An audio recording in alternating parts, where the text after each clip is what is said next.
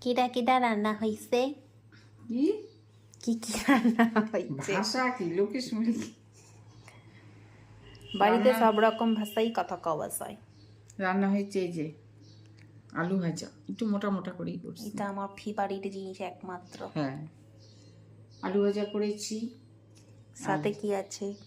সাথে করেছি পুঁই চচ্চড়ি, যেটা একদমই আমি ভালো লাগে না। মিষ্টি কুমড়া, আলু, বেগুন, কোয়াশ, পুঁই দিয়ে মাছের পুঁই পাতা ভালো মাথা, লাগে না। মাছের মাথা টাথা নাই, নিরামিষ। নিরামিষ। এটা হচ্ছে নিরামিষ। আজকে পুরো ভেজ মেনু হয়ে বেশি করে সবজি খায়, সবজি খাওয়া দেয়। ভালো। পুঁই ভালো লাগে না, অন্য কিছু হলে ঠিক ছিল। বাজে জিনিস। আর করেছি আমার ফেভারিট টক ডাল। টকটা কি ব্যবহার হয়েছে? টকটা ব্যবহার হয়েছে তেঁতুল, আচ্ছা, এটাও ঠিক আছে। কারণ এটা আর আম আলু ছিল ভাজাটাই না। ভালো। হ্যাঁ, আম ছিল না, আর ঠাকুরকে আম না দিয়ে আমরা আম খাই না, কাঁচাই হোক আর পাকাই হোক। ঠাকুরকে দিব পাকা আম।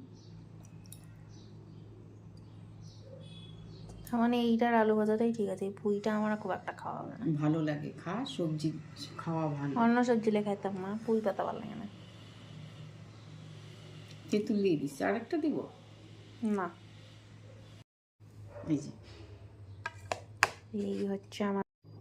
এই হচ্ছে আমাদের আজকের মাছ টাছ নেই, টক ডাল, আলু ভাজা আর পুঁই চচ্চড়ি। দুপুরে খাওয়া দাওয়া। হ্যাঁ, গরম গরম ভাত, টক ডাল ভাজা দিয়েই খাওয়া যায়, তবে আলু সেদ্ধ দিলে বেশি ভালো লাগতো।